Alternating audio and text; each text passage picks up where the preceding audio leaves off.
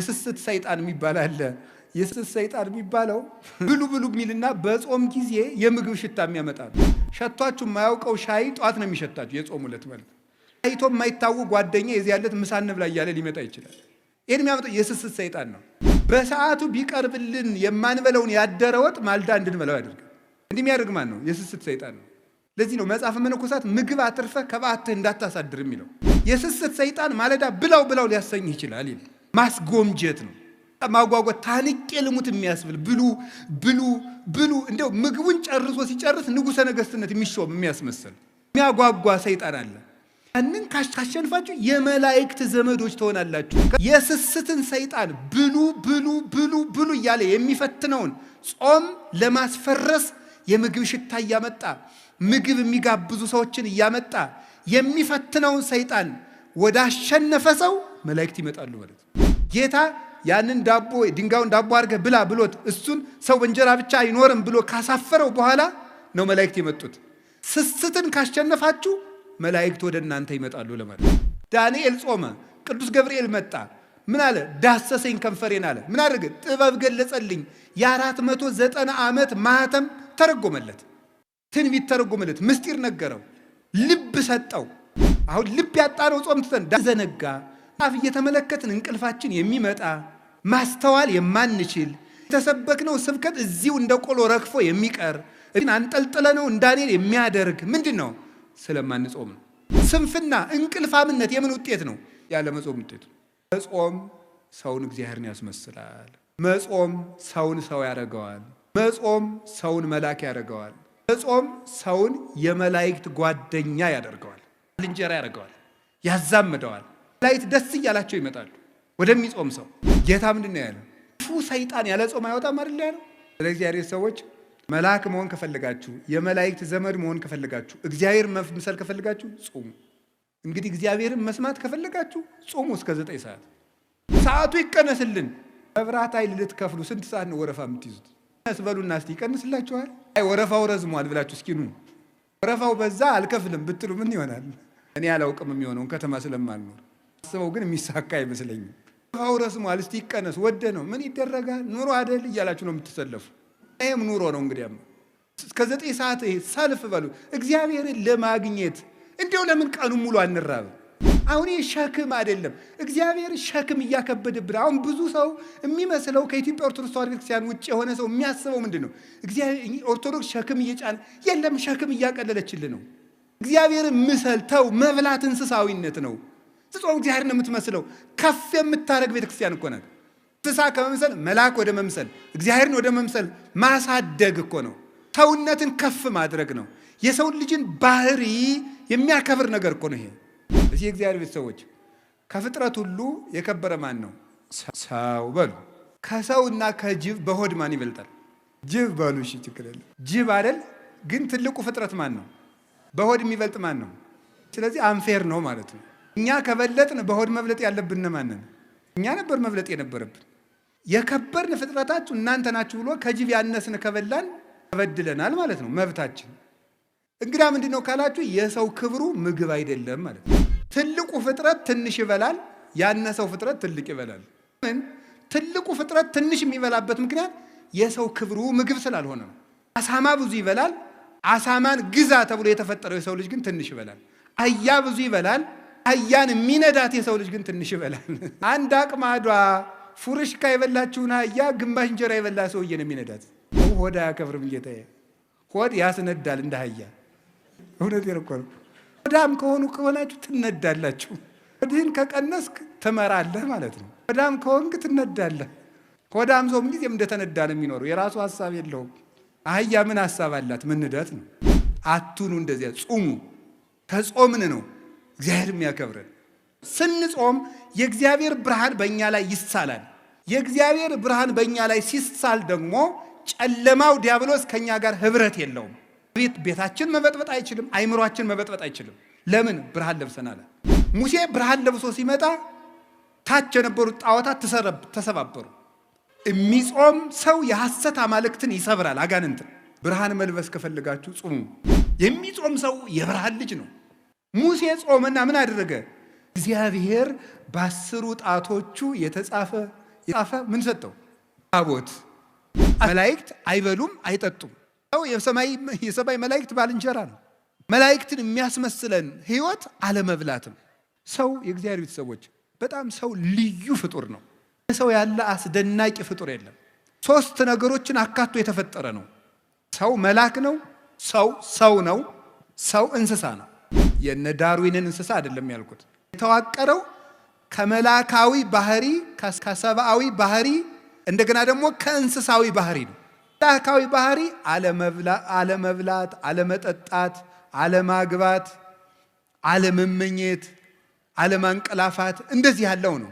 እንስሳዊ ባህሪ ደግሞ መብላት፣ መጠጣት፣ ማንቀላፋት፣ መመኘት፣ ፍቶት፣ ስጋዊ ፍላጎት እንስሳዊ ጠባይ ነው።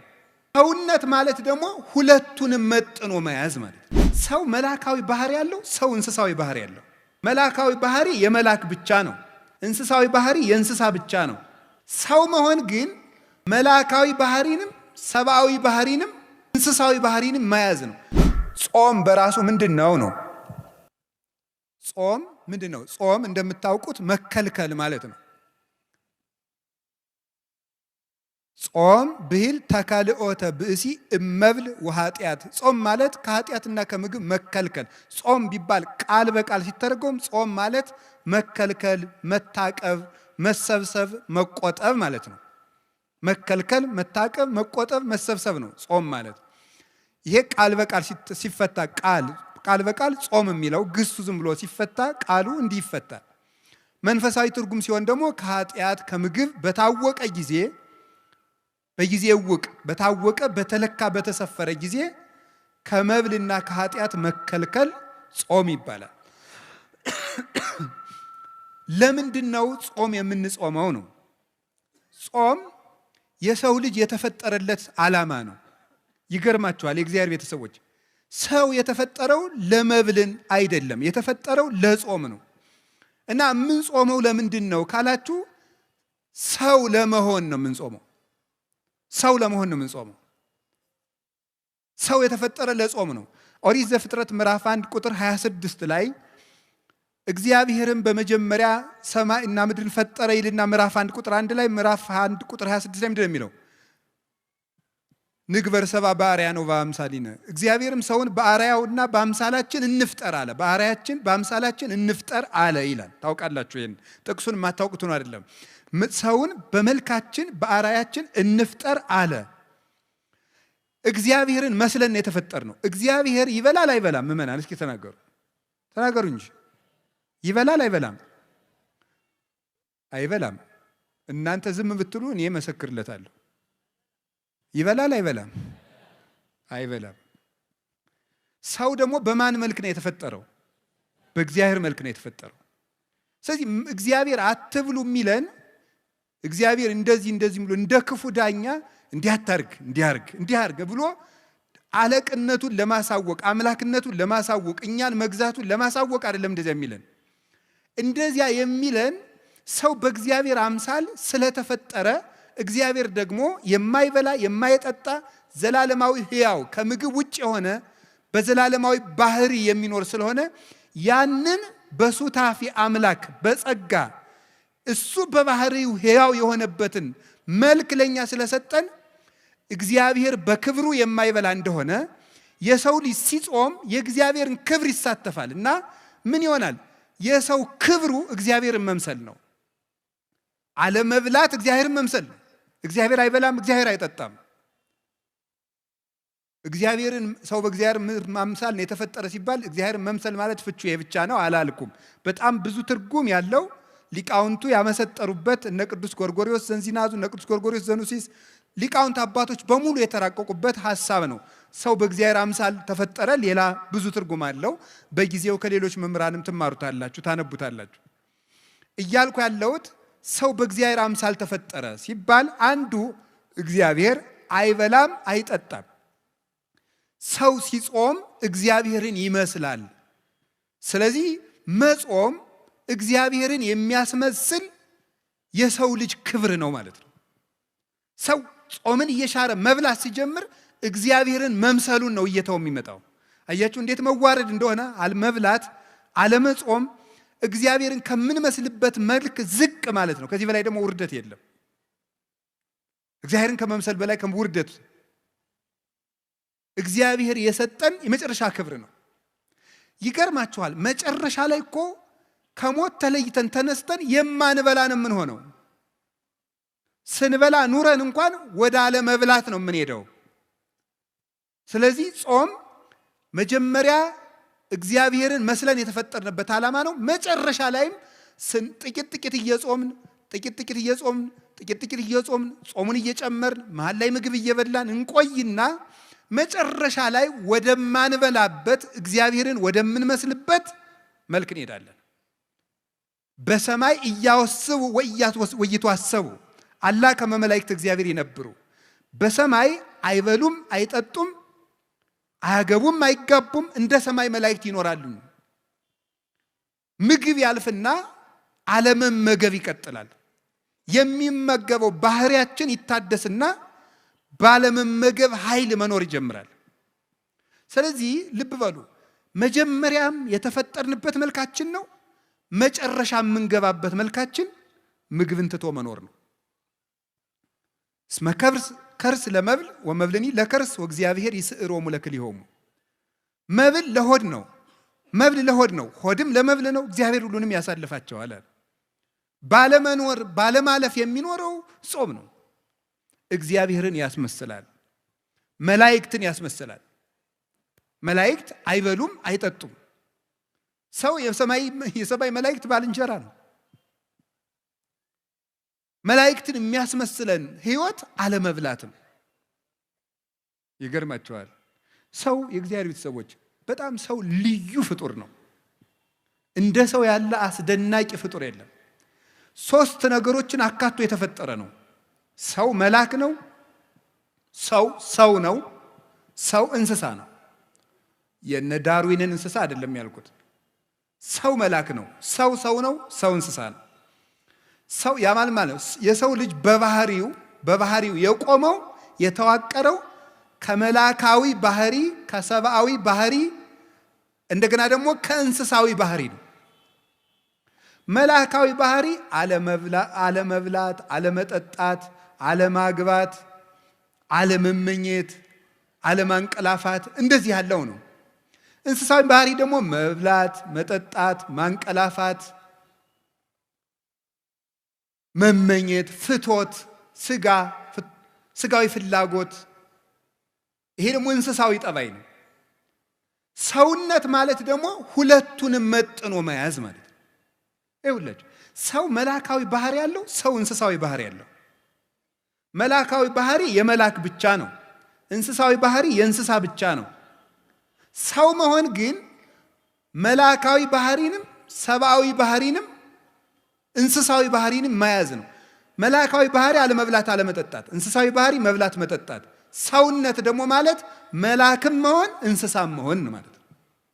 እንስሳዊ ባህሪ እንዳይጎዳ ትበላለህ፣ ትጠጣለህ፣ ታንቀላፋለህ፣ ትተኛለህ፣ ትነሳለህ፣ ታርፋለህ፣ ትመኛለህ። ሁሉም በመጠን ይደረጋል። መላካዊ ባህሪ ደግሞ መብላት አይፈልግም። ሰው 2 የሚጎዱ ባህሪያት ነው ያሉት። ዝም ብሎ የማይበላ ቢሆን እንስሳዊ ባህሪው ይጎዳና መራመድ ያቅተዋል፣ መስራት ያቅተዋል፣ ማሰብ ያቅተዋል፣ መተንፈስ ያቅተዋል፣ ሁሉ ነገር ማከናወን ያቅተዋል። ሰው ደግሞ እንስሳዊ ባህሪውን ብቻ ቢከተል ደግሞ ምን ይሆናል? ማቀድ ያቅተዋል፣ ሰማያዊ ነገር ማሰብ ያቅተዋል፣ መንጻት ያቅተዋል፣ ዝሙት ይሰለጥንበታል፣ ራሱን መግዛት አይችልም። ስለዚህ ምንድነው ማድረግ ያለበት? ሰው ነው ዝም ብሎ ሲበላ መላካዊ ባህሪው ይጎዳል።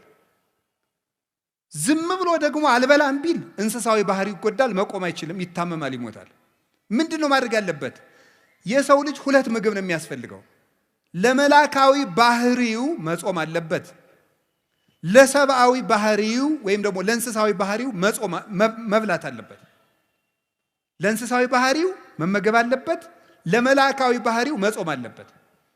ሰው በአንድ ነገር ብቻ ከኖረ መኖር አይችልም ነው። ሰው ነን እኛ። ሰው ይሄንን ያካተተ ነው። እንግዲህ የእግዚአብሔር ቤተሰቦች አሁን የግራ ጎናችሁ በቁስል ነፍሮ በስብሶ የቀኝ ጎናችሁ ብቻ እድሜ ቢቀጠልለት ይጠቅማችኋል እንዴ? አይጠቅም።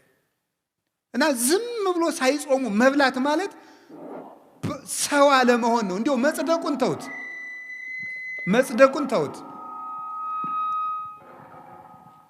መጽደቁን መንግስተ ሰማያት መግባቱ ጽድቅና ኩነኔ ገሃነምና መንግስተ ሰማያትን ተውት። አለመጾም ከሰውነት ነው የሚያወጣው።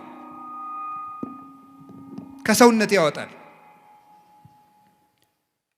አለመጾም እንስሳ ነው የሚያደርገው። ቅዱስ ወግሪስ የተባለ አባት ብሎ ይናገራል። በቀን 3 ጊዜ የሚበላ ሰው እንስሳ ነው ይላል። በቀን 3 ጊዜ የሚበላ ሰው እንስሳ ነው። በቀን 2 ጊዜ የሚበላ ሰው ሰው ነው። በቀን 1 ጊዜ የሚበላ ሰው ደግሞ መልአክ ነው ይላል። ይኸው እግዚአብሔር ቤተሰቦች፣ አሁን ሰው መብልን እየቀነሰ ሲሄድ መልአካዊ ባህሪው ነው የሚሰለጥነው። የሚያቅደው ነገር የሚያምር ሰው የማይጎዳ ሀገር የሚጠቅም ራሱን የሚያሳድግ አይምሮ ሁሉ ደብዛዛ አይደለም፣ ስል ነው፣ የተሳለ ነው። አሁን እኮ ይገርማል። ሰው ማሰብ ስላቆመ ክሪቲካል ቲንኪንግ ስልጠና ይባላል። ምኑን ያስበዋል? ሰው 24 ሰዓት እየበላ ሰጥሟል እኮ። እንዴት አድርጎ ያስብ?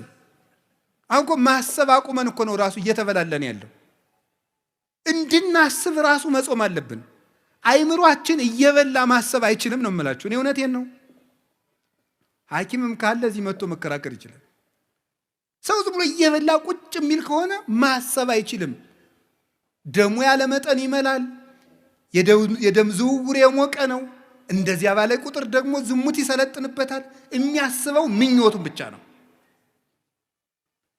ትክክለኛ ሐሳብ ማሰብ አይችልም። እንዴ ገርመ በደፈረሰ ውሃ ፊትን ማየት ይቻላል እንዴ? አይቻልም እኮ። ውሃው እኮ ሲጠራ ነው። እኛ እኮ አሁን ደፍርሰናል። መብላት ደፍራሳ ጭንቅላት ነው ያለ እና የምናስበው ነገር ሁሉ ደፍራሳ ነው። የጠራ ዕቅድ የጠራ ህይወት መኖር ከፈልጋችሁ እንደው ክርስቲያን ባትሆኑ እንኳን ጾም ሰውነት ነው እንምላችሁ። ወደ ጽድቁ እንመጣበታለን። ጾም ሰውነት ነው። ወደ ጽድቁ ቅድም ነግሬያችኋለሁ። እግዚአብሔርን የሚያስመስል ነው። ጾም ሰውነት ነው። ሰው መሆን ከፈልጋችሁ ጾሙ። አውሬ መሆን ከፈለግ ብላ 24 ሰዓት። እንስሳ መሆን ከፈልግ እንዴ እባብ እንኳን እኮ ይጾማል። እባብ 40 ቀን ይጾማል። ስለዚህ እግዚአብሔር ሰዎች ጾም ምንድነው ከተባሉ የሰው ክብር ሰውነት ነው። ሰውን ሙሉ የሚያደርገው ሲጾም ነው። የማይጾም ሰው ሙሉ አይደለም፣ ጎደሎ ነው። ጾም ቅድም ነገርኳችሁ፣ 3 ነገር ነገርኳችሁ። እግዚአብሔርን ያስመስላል፣ መላእክትን ያስመስላል። አይበሉም አይጠጡም መላእክት። ሀዩ ከመመላእክት ይባላል። የመላእክት ኑሮ መላእክት እንደኛ ባልንጀራ የሚሆኑን ምግብ በቀነስን ጊዜ ነው። ታውቃላችሁ ትንቢተ ዳንኤል ምዕራፍ 9 ቁጥር 21 ላይ እኔ ዳንኤል እየጾምኩ እየጸለይኩ ሳለ ቀድሞ የማውቀው ሰው ገብርኤል እየበረረ መጣ። ወገሰሰኒ በጊዜ መስዋዕት ዘሰርክ፣ በሰርክ መስዋዕት ጊዜም ዳሰሰኝ። ወመጻይኩ ከመአለቡከ ጥበበ እስመ ብእሴ ፍቶት አንተ ምስጢር ሊነግሩ የምትገባ ሰው ስለሆንክ ምስጢር ልነግርህ መጥቻለሁ አለኝ። ቅዱስ ገብርኤል ወደ ዳንኤል ሲመጣ እየበረረ መጣ ነው የሚለው መጽሐፍ ቅዱስ። እየበረረ መጣ የሚለው እንደው ዝም ብሎ መጣ ለምን አይለውም? መላእክት የሚጾም ሰው ህይወት ያጓጓቸዋል። ባልንጀራው ነው። ከብት የሚሄደው ወደ ከብት ነው። በግ የሚሄደው ወደ በግ ነው። ፍየል የሚሄደው ወደ ፍየል ነው። አሞራ የሚሄደው ወደ አሞራ ነው። መልአክ የሚሄደው ወደ መልአክ ነው። ወደሚጾመው ሰው መጣ እየበረረ። መላእክት ወደሚጾም ንጽህና ወዳለው ሰው ለመምጣት ይጓጓሉ። ቅዱስ ገብርኤል ወደ ነቢዩ ዳንኤል ሲመጣ እየጓጓ ለምን? ጾመኛ ነው። ጥሬ እንብላ የሚል ጥሬ እየቆጠ የባቢሎን ምግብ ይቅርብኝ እንደዚህ ወዳለ ሰው መላእክት ደስ እያላቸው ነው የሚመጡት። አቡነ ገብረ መንፈስ ቅዱስ 562 ዓመት አልበሉም አይደለም? መላእክት እኮ ክንፋቸውን ለማልበስ ነበር የሚሻሙባቸው፣ ለመጋረድ እድል ለማግኘት ነበር የሚጓጉት። እና ምግብ ይሄ ያልታጠበ ዕቃ ተሐዋሳያንን እንደሚሰበስበው ምግብ በተጠራቀመበት ሰውነት የሚሰበሰቡት አጋንንት ክፉ ሐሳቦች ናቸው የሚሰበሰቡት። በሚጾም ሰው ዙሪያ ደግሞ የሚሰበሰቡት መላእክት ናቸው። ጌታችን መድኃኒታችን ኢየሱስ ክርስቶስ የማቴዎስ ወንጌል ምዕራፍ 4 ላይ እንደነገረን ወምዛ ሀደጎ ዲያብሎስ ወመፁ መላእክትን ዘያኩትጎ፣ ዲያብሎስ ፈተነውና አለ ምግብ አቅርቦ ጌታን ፈተነው። አልበላም ብሎ አሳፈረው። ዝርዝሩን መናገር ስላልፈለኩ ነው። ፈትኖ አሳፈረው። እሱን ካባረረው በኋላ ምን ማለት መላእክት መጡ እያመሰገኑት ይላል። እዚህ ውስጥ ሊተላለፍ የተፈለገው ምንድን ይመስላችኋል? አንደኛው ሊቃውንቱ እንደሚተረጉሙት ጌታን ሰይጣን ራሱ አላሸነፈኝም መላእክት ተራርተውት ነው እንዳይል ነው ይላሉ። መንፈሳዊ ደግሞ ከኛ ጋር የሚሄድልን ምንድን መሰላችሁ? ዲያብሎስ ጌታን በትኩስ ዳቦ ከፈተነው በኋላ ጌታ ድል ከነሳው በኋላ መላእክት መጡ አለ። ምን ማለት ነው? የስስትን ሰይጣን ብሉ ብሉ ብሉ ብሉ እያለ የሚፈትነውን ጾም ለማስፈረስ የምግብ ሽታ እያመጣ ምግብ የሚጋብዙ ሰዎችን እያመጣ የሚፈትነውን ሰይጣን ወደ አሸነፈ ሰው መላእክት ይመጣሉ ማለት ነው። መላእክት ይመጣሉ። ጌታ ያንን ዳቦ ድንጋዩን ዳቦ አድርገህ ብላ ብሎት እሱን ሰው በእንጀራ ብቻ አይኖርም ብሎ ካሳፈረው በኋላ ነው መላእክት የመጡት። ስስትን ካሸነፋችሁ መላእክት ወደ እናንተ ይመጣሉ ለማለት ነው። የስስት ሰይጣን የሚባል አለ። የስስት ሰይጣን የሚባለው ብሉ ብሉ የሚልና በጾም ጊዜ የምግብ ሽታ የሚያመጣ ነው። ይገርማችኋል። ጾም ሸቷችሁ የማያውቀው ሻይ ጧት ነው የሚሸታችሁ። የጾም ዕለት ማለት ታይቶ የማይታወቅ ጓደኛ የዚህ ያለት ምሳ እንብላ እያለ ሊመጣ ይችላል። ይህን የሚያመጣው የስስት ሰይጣን ነው። በሰዓቱ ቢቀርብልን የማንበለውን ያደረ ወጥ ማልዳ እንድንበላው ያደርጋል። እንዲህ የሚያደርግ ማን ነው? የስስት ሰይጣን ነው። ለዚህ ነው መጽሐፈ መነኮሳት ምግብ አትርፈህ ከበዓትህ እንዳታሳድር የሚለው። የስስት ሰይጣን ማለዳ ብላው ብላው ሊያሰኝህ ይችላል። ማስጎምጀት ነው። በቃ ማጓጓት፣ ታንቄ ልሙት የሚያስብል ብሉ ብሉ ብሉ። እንደው ምግቡን ጨርሶ ሲጨርስ ንጉሠ ነገሥትነት የሚሾም የሚያስመስል የሚያጓጓ ሰይጣን አለ። ያንን ካሸንፋችሁ የመላእክት ዘመዶች ትሆናላችሁ። ከዚያሳ ዳንኤል ጾመ፣ ቅዱስ ገብርኤል መጣ። ምን አለ? ዳሰሰኝ ከንፈሬን አለ። ምን አደረገ? ጥበብ ገለጸልኝ። የ490 ዓመት ማህተም ተረጎመለት፣ ትንቢት ተረጎመለት፣ ምስጢር ነገረው፣ ልብ ሰጠው። አሁን ልብ ያጣነው ጾም ትተን ዳንኤል ጾመና ነቢዩ ምንድን ያለው? ቅዱስ ገብርኤል ለዳንኤል ምንድን ያለው? መጻይኩ ከማለቡከ ወዜኑ ከጥበበ፣ ጥበብ ልነግርህ፣ ልብ ልሰጥህ፣ ማስተዋል ልነግርህ መጥቻለሁ። አሁን የምንዘነጋ መጽሐፍ እየተመለከትን እንቅልፋችን የሚመጣ ማስተዋል የማንችል የተሰበክነው ስብከት እዚሁ እንደ ቆሎ ረግፎ የሚቀር እቤታችን አንጠልጥለነው እንዳኔል የሚያደርግ ምንድን ነው? ስለማንጾም ነው። ስንፍና፣ እንቅልፋምነት የምን ውጤት ነው? ያለ መጾም ውጤት። እንግዲህ መጾም ሰውን እግዚአብሔርን ያስመስላል። መጾም ሰውን ሰው ያደርገዋል። መጾም ሰውን መልአክ ያደርገዋል። መጾም ሰውን የመላእክት ጓደኛ ያደርገዋል፣ ባልንጀራ ያደርገዋል፣ ያዛምደዋል። መላእክት ደስ እያላቸው ይመጣሉ ወደሚጾም ሰው። ጌታ ምንድን ነው ያለው? ክፉ ሰይጣን ያለ ጾም አይወጣም አይደል ያለው? ስለ እግዚአብሔር ሰዎች መልአክ መሆን ከፈለጋችሁ፣ የመላእክት ዘመድ መሆን ከፈለጋችሁ፣ እግዚአብሔር መምሰል ከፈለጋችሁ ጾሙ። የነቢያት ጾም ደግሞ አባቶቻችን በረከት ተቀብለውበታል። አንደኛ ተመልከቱት፣ የነቢያት ጾም የሚጀምረው ከሙሴ ነው። ሙሴ 40 ቀን ጾሟል። 40 ቀን ሲጾም ምንድን ነው ያደረገው? ሲጾም 40 ቀን እየጾመ ከእግዚአብሔር ጋር ቃል በቃል ተነጋገረ ይላል። 570 ጊዜ ጾም ከእግዚአብሔር ጋር የመነጋገር ባለሟልነት የሚያሰጥ ነው። እግዚአብሔርን ማነጋገር ደግሞ ቀላል ነገር ይመስላችኋል እንዴ? አንድ ትልቅ ሰው እንኳን ሊያነጋግራችሁ ቀጠሮ ሲይዝላችሁ እንዴት ነው ደስ የሚላችሁ? እግዚአብሔርን ቃል በቃል እንደ ጓደኛ 570 ቃላትን እንዲነጋገር ያደረገው ምንድን ነው? ጾም። ጾም ምን ይጠቅማል ብትሉ ይሄ የነቢያት ጾም፣ አሁን ህዳር ጾም የምንለው ምን ጾመው ከእግዚአብሔር ጋር የሚያነጋግር ጾም ነው። እንግዲያው ከእግዚአብሔር ጋር መነጋገር የሚፈልግ ይጾም፣ ከሰይጣንና ከስጋው ጋር መነጋገር የሚፈልግ ደግሞ ይብላ። ምርጫው እናንተ ነው። ሙሴ ይሄንን ጾም ጾሞ እግዚአብሔርን አነጋገረ። ከዚህ በላይ እድልስ አለ ወይ ነው? እግዚአብሔርን ከማነጋገር በላይ ምን እድል አለ? እግዚአብሔርን ለማነጋገር 100 ዓመትስ ብንራብ፣ እግዚአብሔርን ማነጋገር እኮ የነፍስ ጥጋብ እኮ ነው። እግዚአብሔርን ማየት፣ እሱን መስማት።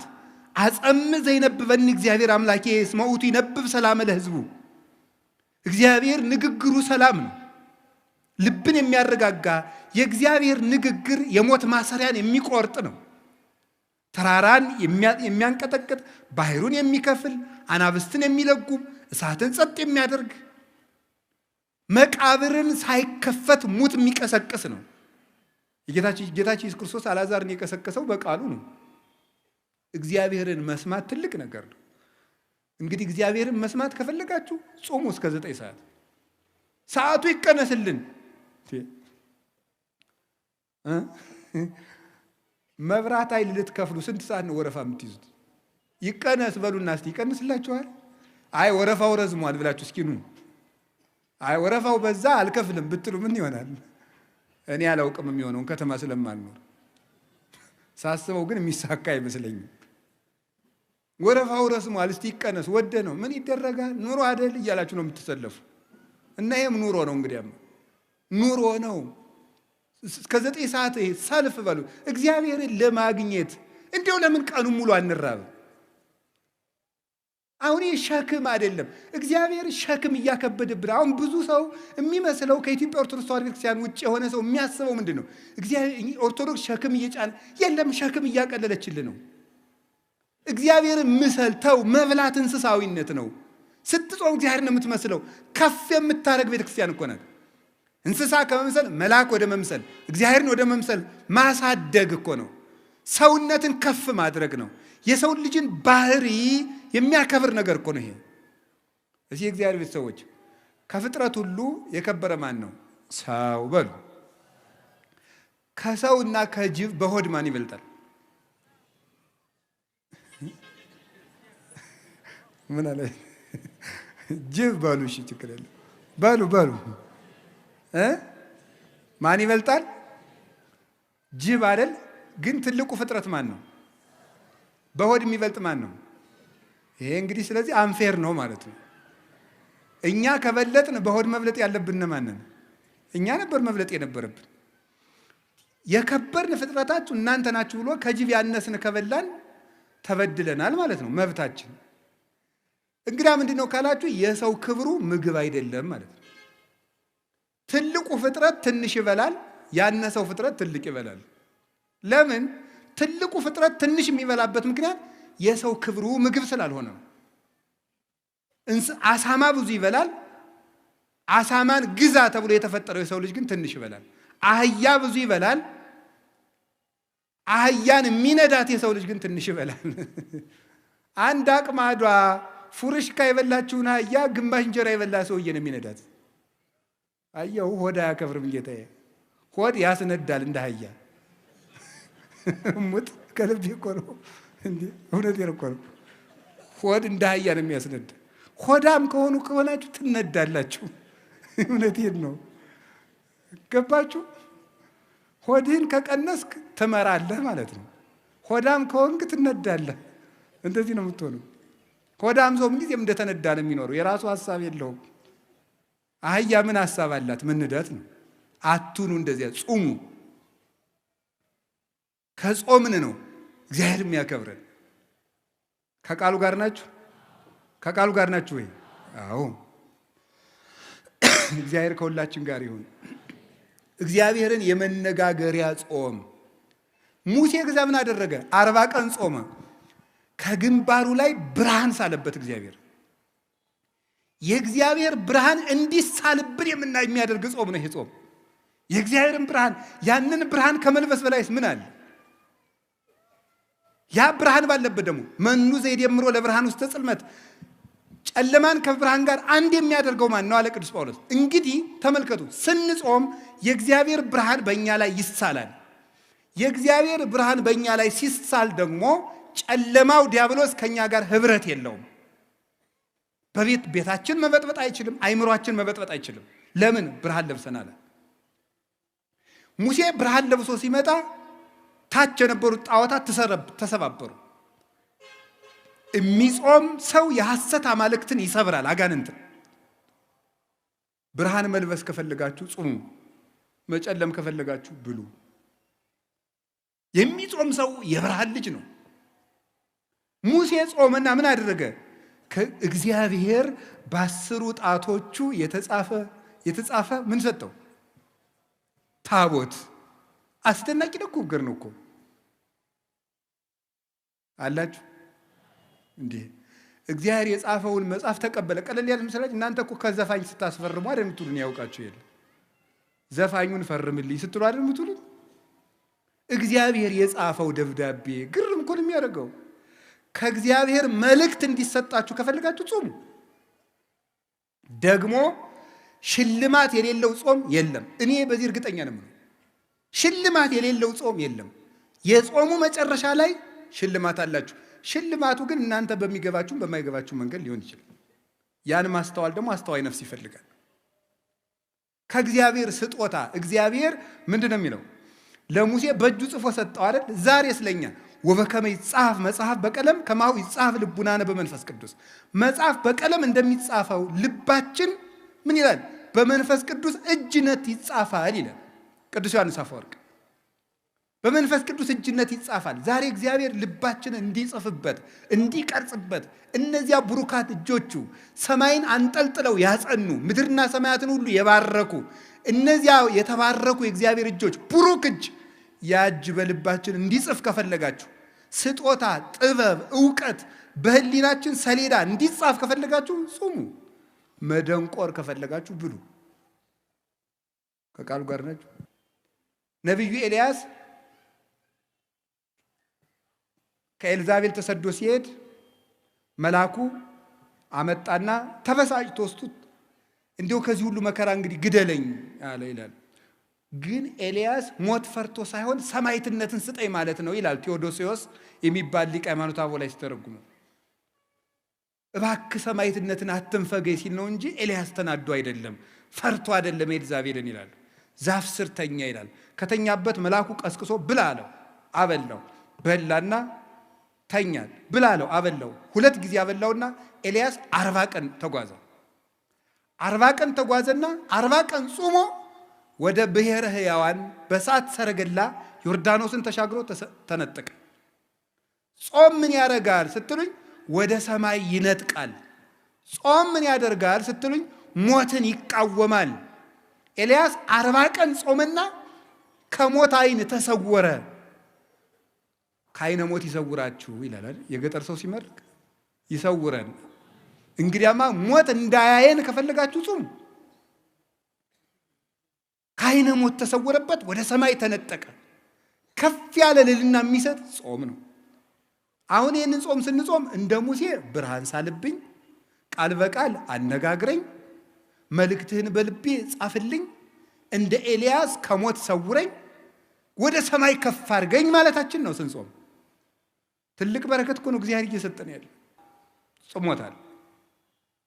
ነቢዩ ዕዝራ እስራኤል በ580 ዓመት ዓለም ጌታ ከመወለዱ በፊት ባቢሎን ተማርከው ኑረው 70 ዓመት በምርኮ ከኖሩ በኋላ ሲመለሱ ናቡከደነጾር ያቃጠላቸውን መጻሕፍት ሁሉ በመጽሐፈ ዕዝራ ሱቱኤል ላይ እንደተጻፈው 40 ቀን ጾሞ ገጽ በገጽ 70 ዓመት ተቃጥለው የቆዩትን መጽሐፍት መንፈስ ቅዱስ በዓይነ መነጽር የመጻሕፍቶቹን ገጽ እየነገረው ሙሉ መጻሕፍትን ብሉይ ኪዳንን አጽፎታል።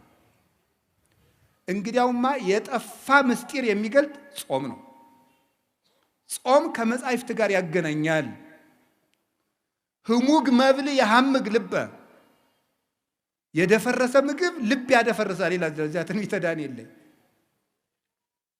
የሆነ ያልሆነውን እያጠራቀመ 24 ሰዓት ያለ ጾም የሚበላ ሰው መጽሐፍ መመርመር አይችል፣ አይገባው።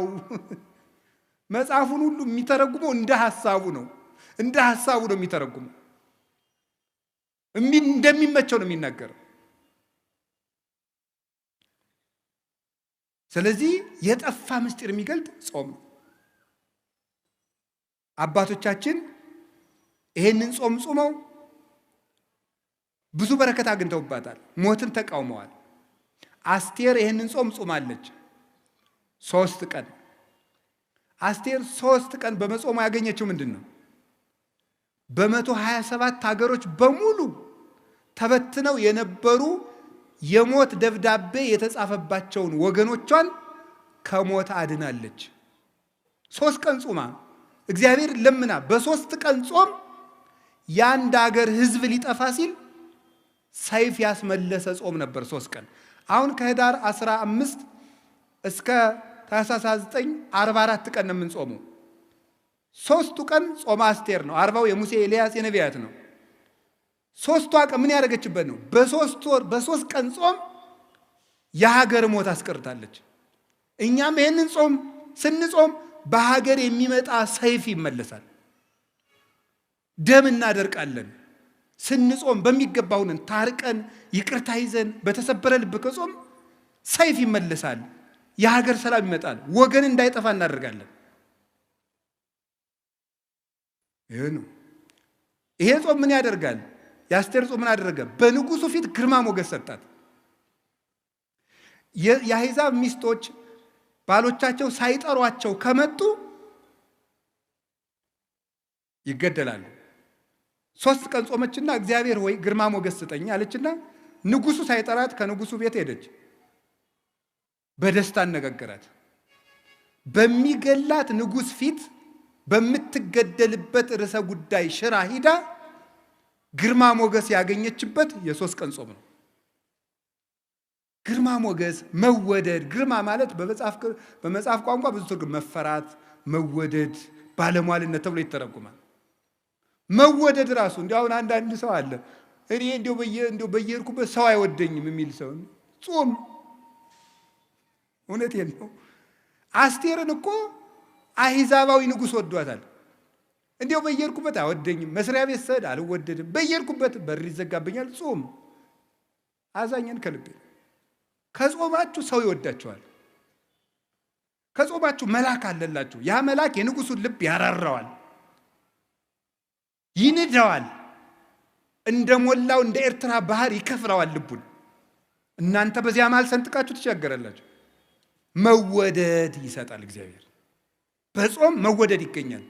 መወደድ፣ መታፈር፣ መከበር። ጭብጥ የማታክሉ ሰዎች ናችሁ እንደ ሺህ ትፈራላችሁ ስትጾሙ ነው። አቡነ ሐራ ድንግል ኢትዮጵያዊ ጻድቅ ሲጾሙ እየኖሩ በቀን የሚመገቡት አንድ ኮል ምንድነው እንኳይ ነው የሚመገቡት። አንድ ወይስ በእናንተ ቋንቋ አንድ አፕልም በሉ፣ ችግር የለም። አፕል እኮ እንደ አፕል አይጣፍጥም። አንድ ፍሬ ነው የሚበሉት። በዘመኑ የነበረው ንጉሥ ሱስንዮስ በሃይማኖት ስለተለያዩ ነገር ተሰርቶባቸው ሊገላቸው ፈልጋቸው አስጠርቶ ጎንደር ወሰዳቸውና ለምንድን ነው እማትጾም? ማነው ለምንድን ነው እኔን የምትቃወም ሊል ነው የጠራቸው። ሂደው ግን ከቤተ መንግስት ሲቆሙ ለምን ጠራይ ሲሉት እንዲሁ እንድትባርከኝና ሰላም ልል ነው ብሎ ነው የሰደዳቸው። ለምንድን ነው እንደዚህ ያደረገ ሲባል ግርማ ሞገስ፣ የተራቡለት ክርስቶስ፣ የተጠሙለት ክርስቶስ፣ እናት አባት የተውለት ክርስቶስ፣ ብቻቸውን የተሰቃዩለት ክርስቶስ፣ ከፍቶታት እኮያት፣ ከአጣውር ኩሳት፣ ከስጋ ጋር፣ ከአጋንንት ጋር፣ ከአራዊት ጋር፣ ከብርድ ጋር፣ ከፀሐይ ጋር፣ ከብቸኝነት ጋር፣ ከስደት ጋር የታገሱለት ክርስቶስ ግርማ ሞገስ ሰጣቸው። እናንተ ተከሳችሁ በሄዳችሁ ጊዜ እናንተ የምትናገሩ አይምሰላችሁ፣ የሰማይ አባታችሁ መንፈስ በእናንተ ላይ ይናገራል ያለው ተፈጸመላቸው። ወመምህር ዘይትቃወም ለነ፣ የሚከራከርልን መምህራችን ክርስቶስ ነው የተባለ ለዚህ ነው። አንደበት ይሆንለት ዝግ የሆነው አንደበታችሁ በተከሰሳችሁበት እየሰረቃችሁ ተከሰሱ አላልኩም። በምትገደሉበት አፍ ስም ግርማ የሚሰጥ ጾም ነው። የሚንበለበል ሰይፍ የሚመልስ ምንድን ነው? ጾም ነው። እንደዚህ ብቻ አይደለም። የሁል ጊዜ ስቃይ አውሬ የሆነው ሃማ የተገደለው በአስቴር ጾም ነው። ይገርማል። ጾም ማለት ያለ ሰይፍ የሚዋጉበት ረቂቅ የብርሃን ሰይፍ ነው። አስቴር ወገኖቿን የሚጨርሰውን ሃማን ለመጋደል ሰይፍ አልታጠቀችም፣ ጾመች። ስትጾም እሷ ሰይፍ ሳታነሳ የሷን ወገኖች የሚገለው ሃማ ራሱ የሷን አጎት ሊሰቅልበት ባዘጋጀው እንጨት ተሰቅሎ ሞተ። ለሚመለስ ጠላት ልብ የሚሰጥ ልቡ ለደነደነ ጠላት ደግሞ የሚዋጋ ሰይፍ ጾም ነው። ዮዲት የምትባለው 3 ቀን ጾማ ነው የእስራኤልን ጠላት ንጉሥ ያሸነፈችው። ጾም ጠላት ያሸንፋል። ይሄ ብቻ አይደለም፣ የተዋረደውን መርዶክዮስን ሹመት ሰጠው፣ ክብር ይሰጣል። ጾም ወድቆ የነበረውን ሃማ ስላልሰገደልኝ እገለዋለሁ ያለውን መርዶክዮስን በሃማ ወንበር ያስቀመጠ የአስቴር ጾም ነው። ጾም የተዋረዱትን ከፍ ያደርጋል፣ ትዕቢተኞችን ያዋርዳል። ጾም ወደ ክብር መውጫ መሰላል ነው። ይህንን ነው የምነግራችሁ የእግዚአብሔር ቤተሰቦች። በወንጌል መራይከነ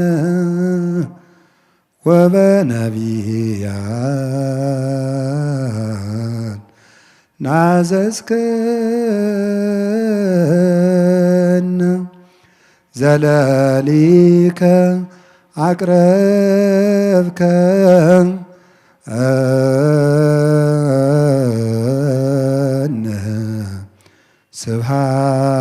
ስብሐት ለከ ወስብሐት ለእግዚአብሔር። ይቆየን።